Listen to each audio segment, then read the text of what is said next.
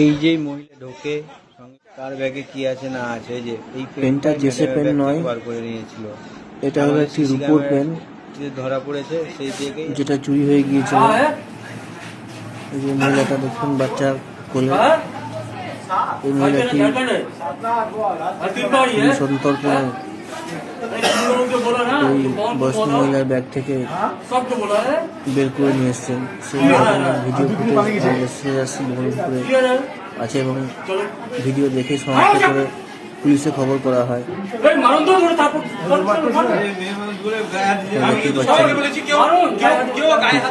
Police এসে মহিলাকে জনগণের মারের হাত থেকে উদ্ধার করা।